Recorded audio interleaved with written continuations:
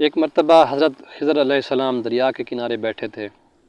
اتنے میں کسی سائل نے آ کر ان سے سوال کیا کہ میں آپ سے اللہ کے واسطے سوال کرتا ہوں، مجھے عنایت فرمائیے۔ یہ سن کر حضرت خضر علیہ السلام پر بے ہوشی طاری ہو گئی۔ جب کچھ ہوش ہوا تو فرمانے لگے، بھائی میں تو صرف اپنی جان اور مال کا مالک ہوں، تم نے مجھ سے اللہ کے واسطے سوال کیا ہے، لہٰذا میں اپنی جان اور ذات تمہارے حوالے کرتا ہوں، تم جس طرح چاہو اس کو استعمال کرو، میں لاؤ بازار میں فروخت کر کے اس کی قیمت سے فائدہ اٹھاؤ۔ چنانچہ سائل ان کو بازار لے گیا اور ایک شخص ساہمہ بن ارکم کے ہاتھ ان کو فروخت کر دیا۔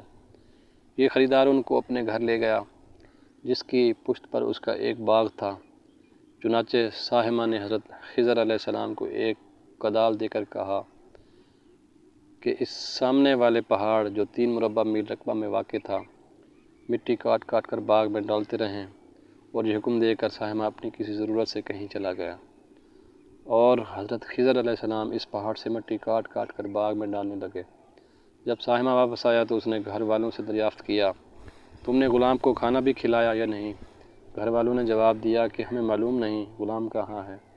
یہ سن کر جب ساہمہ خود کھانا لے کر باغ میں آیا تو اس نے دیکھا کہ وہ غلام یعنی حضرت خضر علیہ السلام تمام پہاڑی کی مٹی کاٹ کر ڈال چکے تھے اور اپنے کام سے فارغ ہو کر اپنے مولا حقیقی کی عبادت میں مصروف تھے۔ یہ دیکھ کر ساہمہ کو بڑا تعجب ہوا اور اس نے دریافت کیا، یہ تو بتائیے کہ آپ کون ہیں؟ یہ بات سن کر حضرت خضر علیہ السلام پر کچھ بے ہوشی سی طاری ہو گئی، اور پھر آفاقہ ہونے پر انہوں نے فرمایا کہ بھائی میں خضر ہوں، جس کو سن کر ساہمہ کے ہوش اڑ گئے کہ تو نے یہ کیا کیا، ان کو غلام بنا کر ایسے کام پر لگایا، یہ تو انتہائی گستاخی ہوئی۔ پھر ہوش آنے پر ساہمہ نے توبہ کی اور پروردگار سے عذرخواہی کے ساتھ حضرت خضر علیہ السلام کو آزاد کر دیا، اور جناب باری میں عرض کیا کہ الہ العالمین مجھ سے اس کا مواخذہ نہ فرمائیے، کیونکہ میں ان کو جانتا نہیں تھا۔ اس کے بعد حضرت خضر علیہ السلام نے دعا فرمائی اور سجدہ شکر بجا لائے کہ اے میرے پروردگار، میں تیرے ہی حق میں غلام بنا اور تیرے ہی حق میں آزاد ہوا، اس پر تیرا شکر گزار ہوں۔ بعد ازاں واپسی کی اجازت لے کر جب دریا پر واپس آئے تو دیکھا ایک شخص کھڑا دعا مانگ رہا ہے کہ اے میرے رب، حضرت خضر علیہ السلام کو غلامی سے رہائی عطا فرما دے اور ان کی توبہ قبول فرما لے۔ حضرت خضر علیہ السلام نے یہ دیکھ کر اس شخص سے دریافت کیا کہ آخر تو کون ہے؟ تو اس شخص نے بتایا کہ میں تو شاذون ہوں، آپ کون ہیں؟ انہوں نے فرمایا کہ میں خضر ہوں۔ اس کے بعد شاذون نے کہا، اے خضر، تم نے اپنے لیے رہنے کا مکان بنا کر دنیا طلب کی ہے، کیونکہ حضرت خضر علیہ السلام کا دریا کے کنارے پر ایک عبادت خانہ تھا۔ بس یہ سن کر وہ فوراً میدان میں نکل آئے اور وہیں اللہ کی عبادت میں مصروف ہو گئے۔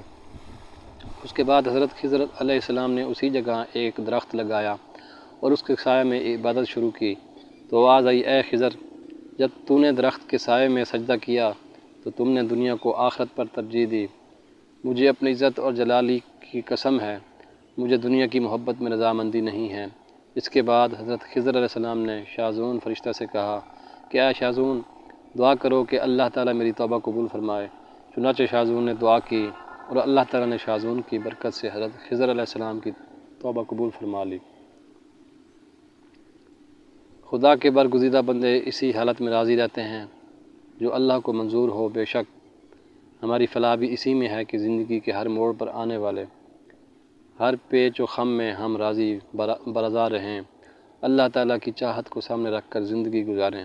دعا ہے کہ اللہ تعالیٰ ہمیں اس واقعہ سے سبق حاصل کر کے نیک بننے کی توفیق عطا فرمائے، آمین یا رب العالمین۔